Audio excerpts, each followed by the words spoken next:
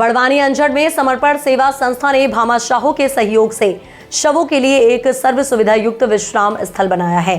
इसका लोकार्पण 19 फरवरी को नगर परिषद अध्यक्ष मांगीलाल मुकाती और संस्था के सदस्यों ने किया। दोपहर 2 बजे प्राप्त जानकारी के मुताबिक विश्राम स्थल में शव को रखने के लिए चबूतरा, सीमेंट, कंक्रीट और डामरीकरण, कुर्सियां, पानी की टंकी और पौधे लगाए गए हैं।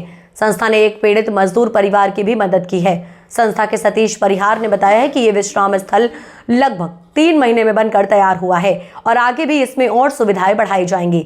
इस दौरान नगर परिषद अध्यक्ष मांगीलाल मुकाती, पार्षद कार्तिकेय चौहान, टीकम मंडलोई, संस्था सदस्य देवेंद्र यादव, राजू प्रजापत, गिरीश चौहान, अजरुद्दीन मंसूरी, विमल शर्मा आदि उपस्थित रहे। अध्यक्ष मांगीलाल मुकाती जी से सर, आज आप ये जो नवीन जो विश्राम गृह बनाया गया है, इसके अंदर क्या कार्यक्रम हुआ है, बताएं आप। अंजड़ नगर में मुक्तिधाम के समीप एक बहुत समय से अंतिम विश्राम गृह की ज़रूरत थी।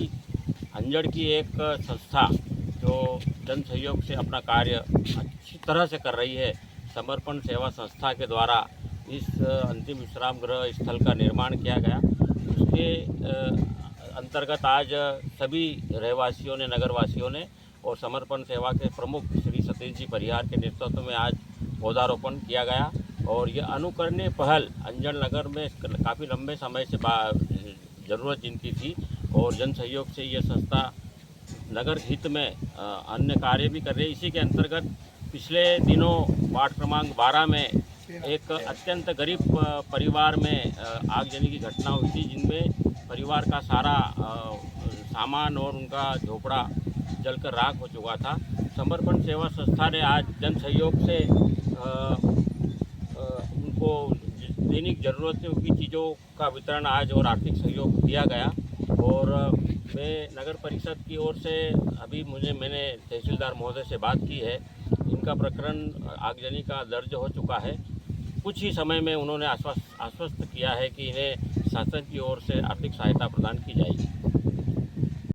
परिषद अंजड़ की ओर से जो संचालित मुक्तिधाम है, उसके रास्ते पर अंतिम विश्राम स्थल की काफ़ी लंबे समय से मांग थी और नगर की आबादी बढ़ने और आसपास के क्षेत्र से भी लोग जैसे यहाँ पहुँचते थे, तो पीएम हाउस के पास में एक बैठक की व्यवस्था, यहाँ पे पौधारोपण और पीने के पानी और अंतिम विश्राम स्थल स्टैंड की लंबे समय से मांग थी। तो उसको समर्पण सेवा संस्था ने, जो लोकल भामाशाह हैं, यहाँ के जो दानवीर हैं, उनके सहयोग से इसको प्लेटफार्म पूरा तैयार किया गया है। और प्लेटफार्म के अलावा यहाँ पौधारोपण किया जा रहा है। सामने की बैरिकेड्स की जाली लगाने का काम हमारा प्रोसेस में है। लगभग कुल मिला के ये तैयार हो चुका है और उसी के निमित्त आज हमने यहाँ पे लोकार्पण के निमित्त पौधारोपण भी किया है। साथ में जो पीड़ित परिवार था, यहाँ पिछले वार्ड क्रमांक 12-13 में रहते हैं और उनका मकान आगजनी में पूरा चौपट हो गया था और घरेलू गृह बस्ती का सामान और खाने पीने और कपड़े का कुछ साधन नहीं था, तो संस्था के माध्यम से आज इन्हें सहायता भी उपलब्ध करवाई गई है। नगर क्षेत्र सहित अंजड़ थाना क्षेत्र में आसपास 20 से 25 गांव लगे हुए हैं और नर्मदा मैया में जैसा अज्ञात शव या अंजड़ थाना क्षेत्र में कहीं से अज्ञात शव बरामद होते हैं, तो पुलिस प्रशासन और नगर परिषद के माध्यम से हमारे द्वारा उनका विधिवत अंतिम संस्कार भी किया जाता है। सर, जिस प्रकार से अंतिम संस्कार किया जाता है, तो अभी तक कुल कितने अंतिम संस्कार आपकी संस्था कर चुकी है?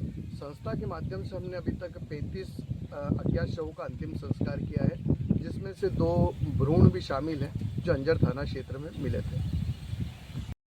डेड बॉडी लावारिस साथी लोग उसको देखना भी नहीं चाहते और ऐसी स्थिति के अंदर आप उनका अंतिम संस्कार करते हैं, इसको लेकर के आप सामाजिक जो कुरीति है उसको लेकर क्या कहना चाहते हैं? ये कुल मिला के हम लोग मानव सेवा के दृष्टिगत ही पूरा करते हैं कि मानव सेवा ही सर्वोपरि है।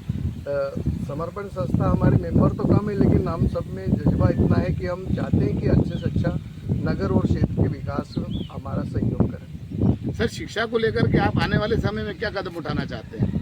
शिक्षा का वैसे तो बेसिकली मध्य प्रदेश सरकार और केंद्र सरकार बहुत अच्छी योजनाएं ला रही है, तो हम तो यही चाहेंगे कि ज़्यादा से ज़्यादा बच्चे प्रेरित हों और सरकारी ज़रूरी नहीं है कि कोई प्राइवेट में ही पढ़ के अपने परिवार नाम और क्षेत्र का नाम रोशन करे। प्राइवेट स्कूल के अलावा जो गवर्नमेंट की स्कूल हैं, उनमें भी काफ़ी योजनाएं हैं जिनसे लाभान्वित होकर बच्चा आगे बढ़ सकता है।